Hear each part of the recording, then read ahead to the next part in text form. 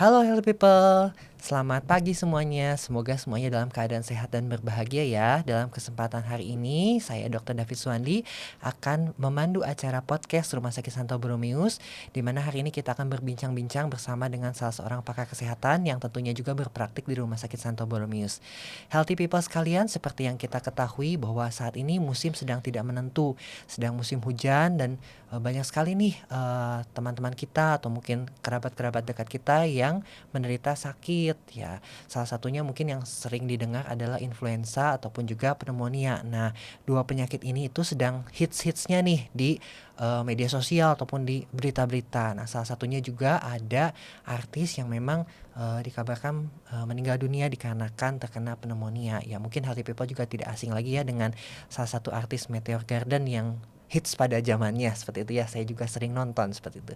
Nah, hari ini kita akan berbincang-bincang seputar influenza dan juga pneumonia. Apa sih itu dan juga bagaimana kita mencegah supaya tidak terkena penyakit ini yang tentunya bisa berakibat fatal ya, yaitu berupa sampai kepada kematian.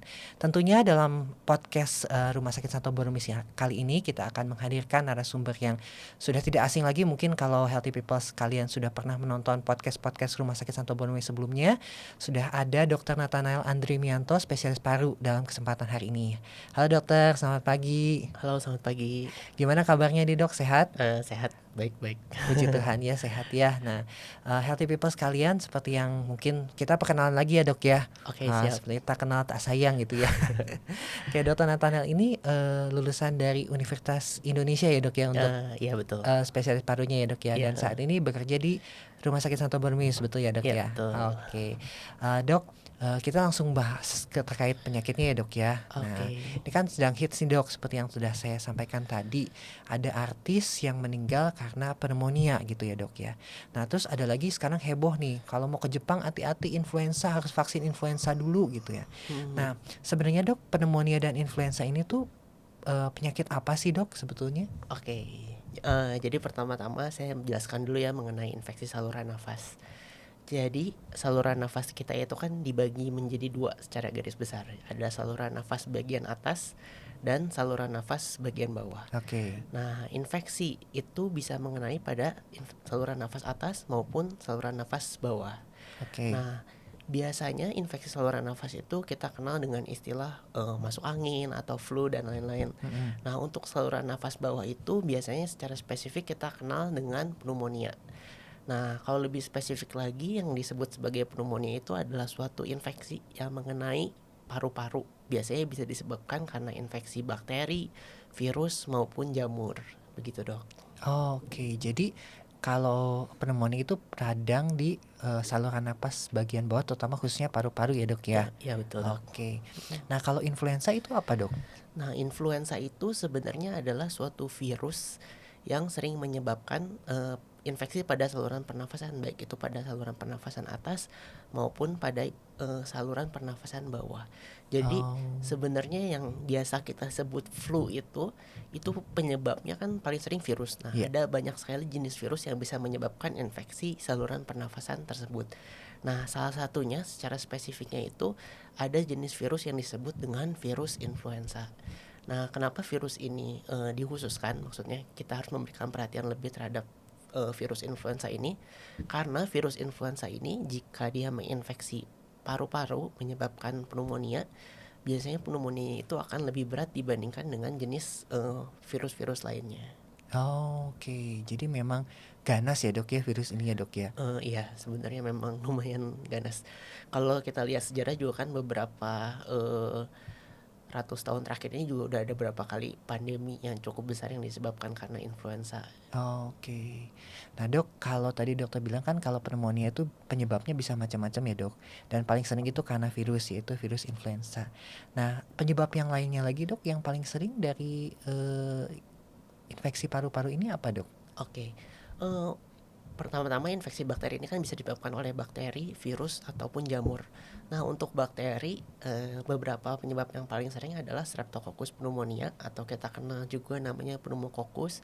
Terus bisa juga disebabkan Haemophilus influenza, Klebsiella pneumonia dan berbagai virus lainnya. Nah, untuk penyebab bakteri ini yang perlu mendapatkan perhatian lebih adalah yang disebabkan oleh Streptococcus pneumonia. Mungkin nanti kita bisa bahas lebih detail di belakang. Nah, untuk virus sebenarnya jenisnya juga banyak sekali. Bisa ada adenovirus, respiratory syncytial virus atau RSV, influenza virus, parainfluenza virus, atau yang kemarin sempat pandemi coronavirus juga sebenarnya bisa menyebabkan penyakit pneumonia akibat virus. Kalau untuk jamur sih sebenarnya relatif lebih jarang ya, lebih sering pada pasien-pasien dengan gangguan sistem imun. Oke, Dok, ini saya pernah dengar juga nih Dok, akhir-akhir ini juga pernah waktu itu ya ngehits tuh namanya HMPV tuh Dok. Itu apa sih Dok, makhluk apa itu? Oke. Jadi HMPV ini atau disebut sebagai Human Metapneumovirus sebenarnya dia bagian virus juga yang sering menyebabkan penyakit peradangan pada paru atau pneumonia. Nah, HMPV ini sebenarnya bukan virus baru juga ya, dia sudah diketemukan sejak tahun 90-an, mungkin udah sekitar 30 tahun umurnya. Cuman memang belakangan ini sempat naik daun lagi karena dikatakan beberapa berita bilang bisa menjadi pandemi dan lain-lain. Tapi walaupun nyatanya setelah beberapa bulan ini kita lihat sepertinya sih nggak sampai pandemi lagi ya. Ya, puji Tuhan ya Dok ya. Udah ketar-ketir nih healthy Oke. people sekalian juga. Apakah kita akan memasuki pandemi seperti COVID-19 lagi? Amit-amit gitu ya Dok ya. Gitu. Nah Dok, sebenarnya sih kan ada banyak ya, itu dari bakteri, virus, virusnya sendiri juga ada banyak sekali, bakterinya banyak, jamur juga bisa.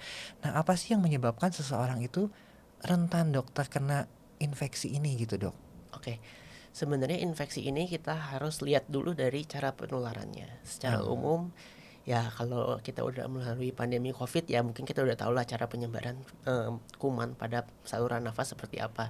Yang pertama ya tentu melalui droplet ya. Jadi kalau seseorang yang terkena infeksi ini ada batuk, bersin-bersin, nah itu bisa menularkan virusnya. Nah, selain melalui droplet ini bisa juga menular melewat kontak. Misalnya seseorang yang terkena kuman penyakit saluran nafas ini lagi bersin-bersin, terus habis bersin dia pegang permukaan atau salaman dengan orang lain, kemudian orang yang salaman itu pegang wajah terutama hidung dan mulut, itu bisa tertular juga. Cuman sebenarnya dipengaruhi oleh beberapa faktor lain. Yang pertama adalah sistem imun. Nah, sistem imun ini mengartikan bahwa pasien-pasien dengan sistem imun yang belum berkembang optimal, contohnya pada anak-anak atau pada usia lansia yang imunnya sudah mengalami penurunan, memiliki resiko lebih tinggi untuk terkena virus ini. Nah, terus beberapa penyakit yang disebut sebagai komorbid, nah misalnya pasiennya punya diabetes, penyakit jantung, penyakit paru lain, nah itu juga rentan untuk punya penyakit yang lebih berat dibandingkan dengan pasien-pasien yang tanpa komorbid. Ya kurang lebih ilmu-ilmu yang sudah didapat waktu COVID ya masih bermanfaat sampai sekarang.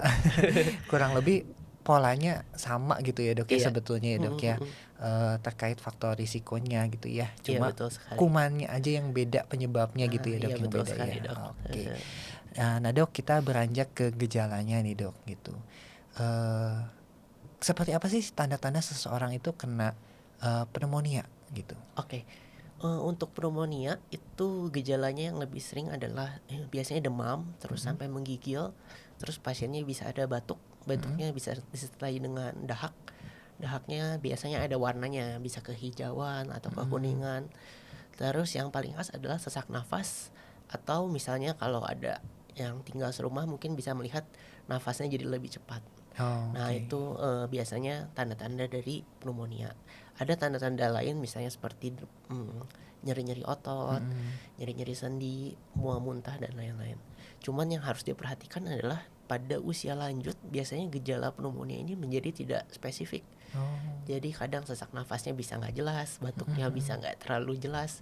Malah pada beberapa pasien usia lanjut lebih sering gejalanya itu pasiennya tampak lemas, mengantuk terus. Nah, seperti itu, Dok. Oke Dok, jadi harus hati-hati ya Dok pada populasi khusus seperti lansia gitu ya, karena memang mungkin selain imunitasnya sudah turun juga tidak terlihat nampak jelas gitu gejalanya ya Dok. Tidak terlalu jelas. Nah Dok, kapan sih pneumonia ini dibilang bahaya nggak sih Dok gitu? Oke. Pertanyaannya bagus. Jadi beberapa minggu terakhir ini ya banyak pasien datang ke poli karena khawatir juga, karena saya ada batuk pilek, apakah saya pneumonia atau enggak. Jadi pertama kita bedain dulu gejala infeksi saluran nafas sama gejala infeksi saluran nafas atas, yang atas dan yang bawah. Heeh. Nah, kalau yang atas itu sebenarnya gejalanya juga bisa ada batuk, bisa ada demam dan lain-lain. Cuman biasanya infeksi saluran nafas atas itu sesuai dengan namanya ya, dia lebih banyak kena ke saluran nafas atas. Jadi gejala saluran nafas atasnya lebih dominan, misalnya bersin-bersin, sakit tenggorokan, nyeri menelan. Nah, biasanya itu lebih dominan di infeksi saluran nafas atas. Sedangkan di infeksi saluran nafas bawah seperti pneumonia, yang lebih dominan itu adalah sesak nafasnya, batuknya, dan biasanya demamnya juga jauh lebih tinggi daripada pasien-pasien dengan infeksi saluran nafas atas. Nah, untuk tanda bahayanya, yang kapan sih harus periksa ke dokter? Nah, itu kalau misalkan udah batuk berdahak banyak lama terus nggak sembuh-sembuh, satu. Kedua, kalau misalkan nafasnya menjadi lebih cepat, atau kalau misalnya lebih baik lagi di rumah misalnya punya saturasi oksigen, dilihat saturasi oksigennya ada penurunan dari nilai normal, misalnya di bawah 95% gitu. Terus satu lagi, seperti yang tadi saya bilang, pada usia tua hati-hati kalau misalkan ada gejala misalnya jadi ngantuk terus atau kesadarannya cenderung menurun. Nah, itu juga harus periksa ke rumah sakit secepatnya. Oke, jadi senjata yang pada saat zaman COVID, saturasi oximeter itu juga kayaknya Iya, wajib, masih bermanfaat masih sampai bermanfaat ya. sekarang. Coba dicek lagi Healthy People masih ada nggak baterainya gitu. Oke, nah dok, tadi kan sudah disebutkan ya, diutarakan mengenai kapan harus ke rumah sakit, tanda bahayanya seperti apa. Nah emang kalau misalkan telat penanganannya itu apa sih dok yang bisa terjadi gitu? Oke. Kan kita lihat ya waktu kemarin si Sancai gitu ya, kita sebut aja dia Sancai gitu ya. Si Sancai itu kan lagi liburan gitu ya dok ya, terus tiba-tiba kena influenza, kena pneumonia, terus kok cepet banget gitu dok. Oke, jadi jika tidak mendapatkan penanganannya optimal, bisa terjadi radang paru-paru yang berat sampai mengancam nyawa. Jadi pada pasien ini secara khusus bisa terjadi gagal napas istilahnya. Jadi paru-parunya sudah banyak yang rusak sehingga dia tidak bisa memenuhi kebutuhan oksigen untuk tubuh. Nah, untuk infeksi, kan kemarin yang disebut Sancai ini dibilang terkena infeksi virus ya. Iya. Nah, untuk infeksi virus ini secara khusus dia sebenarnya lebih problematik daripada infeksi bakteri. Kenapa? Karena infeksi virus itu dia cenderung lebih unpredictable, lebih sulit diprediksi perjalanan klinis pada pasiennya. Terus infeksi virus ini dia tidak punya obat yang seampuh antibiotik ya. Jadi kalau misalnya pneumonia karena bakteri, jika pasiennya kita berikan antibiotik, ya pasiennya akan membaik. Oke. Nah, sedangkan pasien-pasien yang terkena pneumonia akibat virus ini, meskipun beberapa jenis virus ada antivirusnya, cuma antivirus ini keampuhannya tidak seampuh antibiotik. Satu. Kedua, antibiotik ini harus diberikan dalam 24 sampai 48 jam pertama sejak pasiennya bergejala. Jika pasiennya dapat antivirus yang lebih lama dari itu, antivirus ini tidak terlalu bermanfaat. Dalam artian mau kita kasih antivirus, mau nggak dikasih antivirus, Sami mawon. biasanya sama saja. Dan pneumonia yang disebabkan oleh virus ini cenderung nanti belakangan diikutin oleh infeksi bakteri juga. Karena virus ini cenderung dia merusak lapisan luar dari saluran nafas sehingga menyebabkan bakteri gampang masuk juga gitu. Oke, jadi ketimpangan gitu ya dok ya, sudah jatuh tertimpa tangga. Nah, iya betul. Selain itu ya lebih sulit diprediksi juga ya. Namanya virus kan sebenarnya yang bisa mengatasi adalah sistem imun diri sendiri kan utamanya. Iya. Nah, sistem imun ini kan kita nggak bisa prediksi apakah dia bisa mengalahkan virusnya dengan efektif atau enggak gitu. Apalagi kalau udah ada underlying comorbid disease-nya ya dok betul ya. sekali dok. Oke, nah dok, melihat ini kan apa ya, serem juga nih ya dok ya. Yang masih muda aja bisa kena pneumonia gitu ya, apalagi yang memang udah punya faktor risiko atau usia lanjut, atau tadi yang dokter bilang anak-anak lebih rentan gitu ya dok ya. Nah, gimana sih dok caranya kita supaya nggak gampang kena sakit ini gitu dok? Oke, jadi balik lagi ke ilmu waktu kita pandemi masih berlaku ya. Jadi satu, tentu ya biasakan untuk menggunakan masker kalau ke tempat umum, atau kalau kita lagi sakit juga ya kita juga sebaiknya pakai masker supaya kita nggak menularkan ke orang lain. Kedua ya rajin cuci tangan juga, terus hindari kerumunan. Oke. Nah sebenarnya virus flu ini di luar pandemi ya memang setiap awal tahun virus ini akan jumlahnya akan bertambah, makanya disebut flu musiman ya. Biasanya meningkat kalau di negara 4 musim itu waktu musim dingin atau winter. Kalau di negara-negara tropis kayak Indonesia itu meningkatnya lebih sering pada musim hujan. Nah, kenapa bisa kayak gitu? Ada 2 faktor. Yang pertama, virus ini mudah berkembang biak pada suhu yang lebih dingin. Nah, musim dingin atau musim hujan kan cenderung lebih dingin. Nah, itu bikin virusnya lebih gampang berkembang. Yang kedua, saat musim dingin atau musim hujan, biasanya kita cenderung lebih mager ya kalau buat keluar karena takut kehujanan dan lain-lain. Nah, itu lebih sering berkerumun di dalam ruangan. Nah, itu juga bikin penyebarannya lebih tinggi. Bahkan kayak data di Indonesia untuk flu ini pada musim hujan bisa meningkat sampai 3 kali lipat. Nah, yang paling penting khususnya buat virus nih kan memang nggak ada obat efektifnya sampai saat ini. Jadi lebih baik kita mencegah, salah satunya adalah dengan vaksinasi. Gitu. Oh, ada vaksinnya ya dok ya? Beberapa jenis ada vaksinnya yang bisa kita berikan. Kalau buat virus saat ini yang ada vaksinnya itu virus influenza dan virus respiratory syncytial virus atau RSV. Terus kalau untuk bakteri yang Streptococcus pneumonia yang merupakan penyebab pneumonia bakteri yang paling berat itu sekarang juga sudah ada vaksinnya. Jadi 3 itu ya dok ya? Iya, saat ini ada 3 itu yang bisa ada vaksinnya. Dok, maaf nih ya, saya balik lagi dok karena keingetan tadi dokter ngomong Streptococcus pneumonia gitu ya. Tadi kan dokter sempat bilang tuh di awal, kenapa sih harus si Streptococcus pneumonia yang di highlight gitu dok? Streptococcus pneumonia ini salah satu penyebab pneumonia bakteri yang paling berat. Terutama pada usia lanjut juga. Infeksinya juga cenderung lebih berat. Satu, kedua dia bisa menyebar ke tempat-tempat lain, termasuk sampai ke otak juga. Nah, tapi Streptococcus pneumonia ini punya vaksinasinya. Jadi kita punya upaya lah buat mencegah supaya jangan sampai terkena infeksi Streptococcus pneumonia ini. Jadi memang teknologi itu dalam menciptakan vaksin ya dok ya, memang memilih juga virus yang memang berbahaya itu yang dibuat ininya ya, iya betul sekali, pencegahannya gitu ya supaya nggak kena gitu ya. Jadi biasa dipilih dari yang berbahaya dulu, kedua yang bisa dibuat vaksinnya, karena kan nggak semua udah bisa dibuat vaksinnya sekarang. Iya betul ya dok ya gitu. Nah dok, kan tadi ada 3 tuh yang di highlight, ada influenza, RSV ya dok ya, respiratory syncytial virus. Dan satu lagi adalah yang Streptococcus pneumonia. Nah di Indonesia ada nggak sih dok ini? Saat ini ketiga jenis vaksin itu udah tersedia ya, termasuk di Rumah Sakit Boromis juga kayaknya sudah tersedia ya.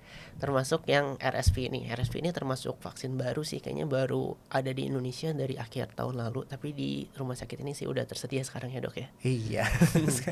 Nah gitu, healthy people. Jadi memang Rumah Sakit Santo Boromius di sini juga berkomitmen untuk menjaga kesehatan healthy people sekalian ya dalam kegiatan selain promotif ya dalam edukasi seperti ini dan juga preventif ya itu dalam kegiatan pencegahan penyakit gitu ya, tentunya supaya healthy people sesuai dengan tagline kami ya, healthy people gitu ya, supaya teman-teman sekalian, healthy people sekalian di rumah bisa tetap sehat gitu ya, apalagi kalau mau liburan katanya ya dok ya. Iya. Kan kalau liburan pasti berkerumun ya dok? Iya pasti dong. Terus kalau pakai masker juga kan nggak enak liburan. Jadi kayak ngantri wahana di Universal Studio gitu ya dok ya, kan itu mau sekali. nggak mau nggak harus berkerumun ya dok ya, penuh ngantrinya ya, nggak mungkin enggak gitu ya. Dan vaksinasi ini kan nggak bisa dadakan ya, maksudnya kalau kita vaksinasi hari ini ya nggak berarti besok kita langsung langsung kebal terhadap infeksinya. Jadi ya sebaiknya diberikan waktu minimal 2 minggu sih, karena badan kita kan perlu waktu buat memproduksi antibodinya. Jadi sebelum keberangkatan gitu ya dok, 2 minggu sebelumnya gitu ya udah relatif dianggap cukup untuk membentuk antibodi gitu ya dok ya. Nah tapi dok kalau misalkan divaksin nih dok, itu ada efek sampingnya nggak sih dok? Sebenarnya ketiga ini efek sampingnya sih termasuk ringan ya. Ya paling beberapa pasien habis divaksin jadi demam aja sih, cuman biasanya sih nggak sampai demam terlalu tinggi gitu. Jadi secara Oke. umum sih 3 vaksin ini sih relatif oke sih. Aman ya Dok ya, Aman, itu kan heeh. kalau masalah vaksin ini kadang-kadang masih menimbulkan kekhawatiran, Kontroversi. desas-desus gitu, tapi aman ya Dok ya Aman aman, sebetulnya gitu ya. heeh. Daripada nanti kena yang berat gitu Mhm penyakitnya ya Dok mhm. ya, jauh lebih susah lagi ngobatinnya gitu Iya ya. betul sekali. Apalagi yang antivirus yang virus itu kata Dokter Nathanael tadi obatnya juga masih terbatas ya Mhm untuk itu mhm. ya. Nah Dok, untuk yang vaksin-vaksin ini Dok, kalau Mhm. boleh disampaikan kan ada beberapa vaksin yang harus di-booster gitu Mhm Dok. mhm. Nah kalau vaksin ini seperti apa Dok? Oke, beberapa vaksin memang perlu booster, Mhm. cuman, ada beberapa yang tergantung jenisnya juga ya. Jadi vaksin influenza, pneumokokus maupun RSV semua ada jenis-jenisnya. Oke. Oke. Boleh dibahas Dok satu-satu nih biar kita berbagi sama healthy people, jadi tahu mau pilih vaksin yang mana gitu ya.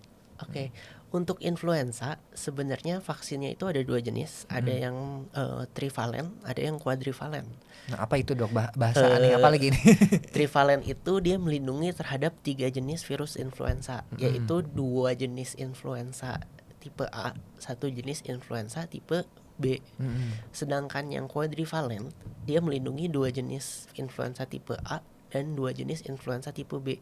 Kalau ditanya lebih bagus mana, ya lebih bagus yang kuadrivalen ya, karena dia kan melindungi lebih banyak. Lebih banyak ya Iya. Dok. Nah, cuman virus influenza ini, pasien itu disarankan untuk mendapatkan vaksinasi setiap tahun. Setiap Ya, tahun. kenapa seperti itu? Bukan karena vaksinnya nggak efektif, Mhm tapi mhm. karena virus influenza itu mutasinya sangat cepat ya. Mmm. Jadi setiap hari bahkan ada virus influenza jenis baru, dan kita kan nggak mungkin yang ngasih vaksin terhadap ribuan jenis Iya virus iya gitu ya. betul Dok. Jadi biasanya itu cuma dipilih beberapa jenis berdasarkan rekomendasi WHO yang diprediksi akan meningkat di musim-musim tertentu. Mmm. Nah, rekomendasi ini dikeluarkan oleh WHO. Biasanya WHO ini mengupdate setiap 6 bulan sekali Mmm. untuk hemisfer utara dan yang selatan.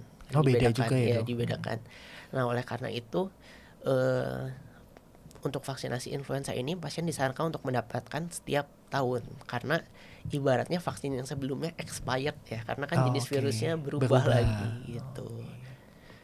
Ya, jadi misalkan dalam setahun mau ke luar negeri 2 kali nggak usah sampai 2 kali gitu ya Dok ya? Cukup sekali? Ya cukup 1 kali aja, karena biasa perusahaan yang membuat vaksinnya mengupdate-nya setiap tahun. Setiap tahun? Mhm. Oke. Cuman di antara 2 jenis itu ya lebih bagus yang quadrivalent. Quadrivalent, lebih lengkap gitu Lebih ya Dok lengkap ya? ya, heeh. Oke. Nah kalau yang RSV gimana Dok? Nah, untuk RSV yang masuk ke Indonesia saat ini hanya 1 merek ya. Mhm. Nah, untuk RSV ini dia memang secara harga mungkin lebih mahal dari influenza ya. Cuman Mhm. kelebihannya RSV ini cukup 1 kali pemberian untuk seumur hidup. Karena dia lebih stabil gitu Dok, Iya, nggak karena ya dia lebih bermutasi stabil, gitu ya? heeh. Oke. Nah kalau yang pneumonia gimana Dok? Nah, pneumonia Ini ini paling banyak iya, kayaknya macamnya. dia sedikit rumit ya untuk pneumonia. Heeh. Pneumonia ini secara umum dia ada 2 jenis vaksin, PPSV sama PCV. Mhm. Perbedaannya apa? Yang PCV itu dia memberikan respon imun yang lebih baik daripada PPSV. Mmm. Jadi proteksi imunnya lebih bagus yang PCV ini. Oke. Nah, kelemahannya apa? Kelemahannya PCV ini perlindungannya jauh lebih sedikit daripada PPSV, perlindungan terhadap jenis virusnya. Oke. Nah, kalau PPSV ini melindungi terhadap 23 jenis bakteri Streptococcus pneumonia. Oke. Oke. Sedangkan PCV ini kalau dulu-dulu dia cuma melindungi terhadap 13 atau 15 jenis bakteri Streptococcus pneumonia. Cuman belakangan ini sudah keluar yang jenis baru, Mhm. namanya PCV20. Jadi PCV20 ini dia melindungi terhadap 20 jenis bakteri Streptococcus pneumonia. Udah hampir sama yang Oke. PPSV ini. Nah, Oke. kalau ditanya paling bagus mana, saat ini yang paling bagus sih yang PCV20 ya. Karena lengkap ya Dok ya? Iya, dan imunnya kan hampir respon imunnya lebih tinggi dan Mhm. melindungi terhadap jumlah jenisnya itu hampir sama dengan yang PPSV PPSV. yang 23. Oke. Ya ya ya Dok. Nah, cuman PCV20 ini juga kayaknya masih belum banyak tempat yang menyediakan ya Dok ya. Iya. Kalau beberapa tahun terakhir healthy people ada yang udah vaksinasi menggunakan PCV, kemungkinan besar itu masih menggunakan PCV13 atau PCV15. Oke. Ya, jadi kita perlu tahu juga ya Dok ya, kita Mhm. disuntik apa tuh harus kenal gitu Iya ya. betul sekali. Oke, jangan beli kucing dalam karung Iya. gitu ya sebenarnya ya Dok Nah, ya. kalau sebelumnya udah pernah dapat Mm-mm. PCV 13 atau PCV 15, saat ini masih harus booster, tapi boosternya menggunakan PPSV 23.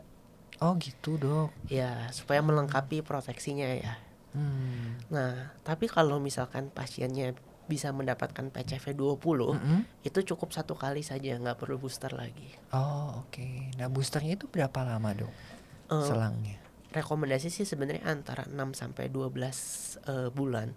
Cuman paling cepat bisa diberikan dalam waktu 2 bulan. 2 bulan. Oke, Mm-mm. jadi abis PCV 15 Mm-mm. boleh langsung 2 bulan 2 kemudian bulan boleh kemudian PPSW 23 atau atau PCV PCV 20. 20. Oke, nggak akan Gitu. bentrok gitu ya Dok ya, nggak ya? Nggak akan bentrok sih.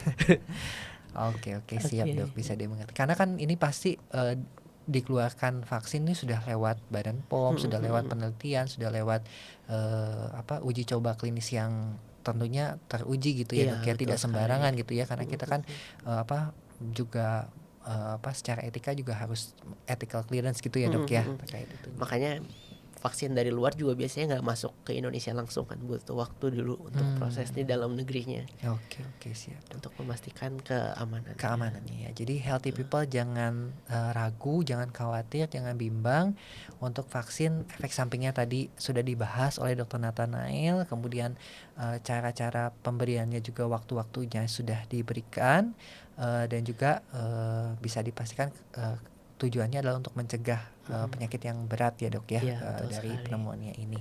Satu lagi Dok, mungkin ini kemarin ini sempat ada yang nanya nih saya Dok, kan itu kan beda nih, pneumonia kan PCV kan buat bakteri, kemudian RSV sama influenza untuk virus. Nah kalau mau langsung disuntik bareng boleh nggak sih Dok gitu, karena udah 2 minggu lagi.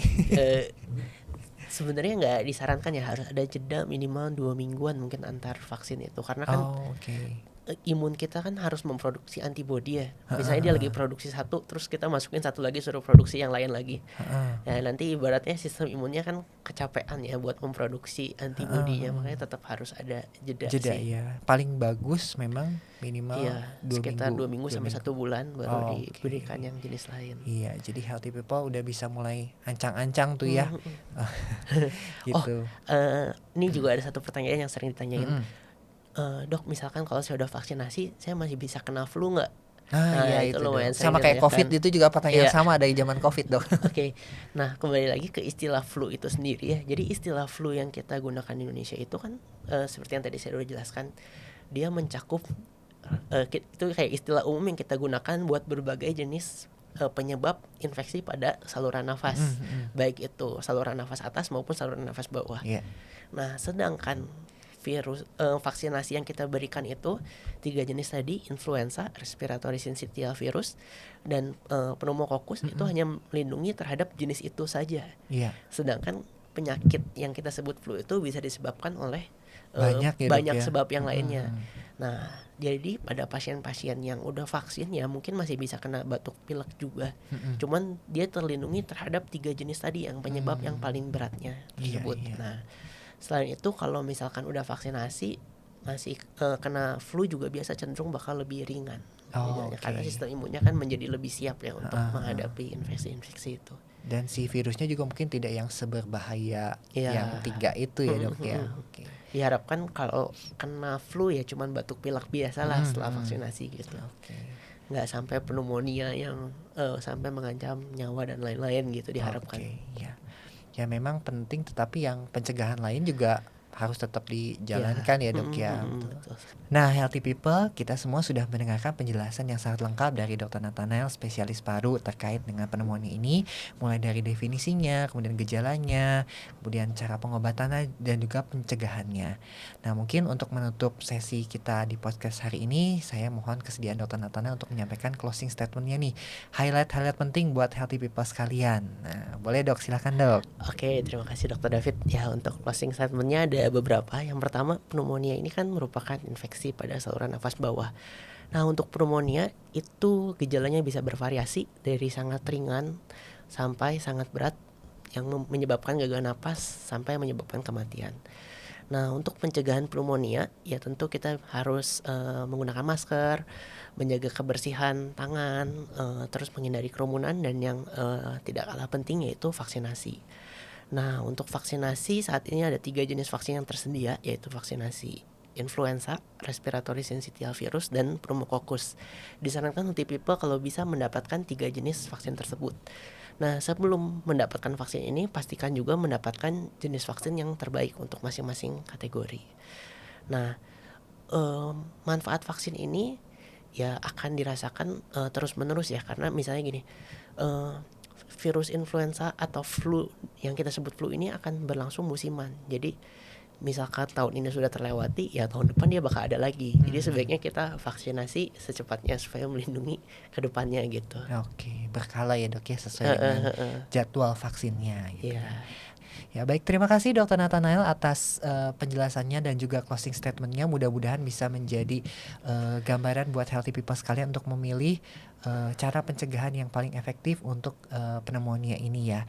Nah healthy people sekalian, kalau masih ada pertanyaan nih terkait pneumonia dan juga pencegahannya, atau mungkin saat ini sedang kurang sehat, mungkin takut juga ini pneumonia atau bukan, healthy people sekalian juga boleh sekali berkonsultasi dengan Dr. Nathanael di Klinik Rawat Jalan Rumah Sakit Santo Borromeus, atau bagi yang mungkin sibuk nih di weekdays gitu ya, nggak ada waktu untuk ke rumah sakit gitu ya. Nah, Dr. Nathanael ini juga melayani di Sunday Clinic Rumah Sakit Santo Borromeus, yang tentunya bisa dilakukan dengan perjanjian untuk kontak langsung.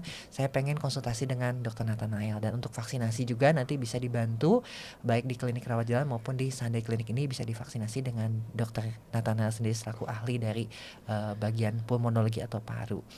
Demikian Healthy People podcast kita pada kesempatan kali ini, mudah-mudahan bisa membawa manfaat bagi Healthy People sekalian. Jangan lupa untuk selalu menyaksikan podcast kami di YouTube official Rumah Sakit Santo Borromeus, atau juga Healthy People boleh menantikan informasi-informasi kesehatan maupun juga layanan-layanan dari Rumah Sakit Santo Borromeus di media sosial kami, ataupun juga promo-promo menarik yang dilakukan oleh Rumah Sakit Santo Borromeus. Healthy People sekalian bisa like, follow juga di Instagram official Rumah Sakit Santo Borromeus @rsborromeus, dan juga di TikTok Rumah Sakit Santo Borromeus @rsborromeus. Saya Dr. David Suwandi izin pamit undur diri, sampai jumpa di podcast selanjutnya. Sampai ketemu, salam sehat selalu. Sampai bertemu.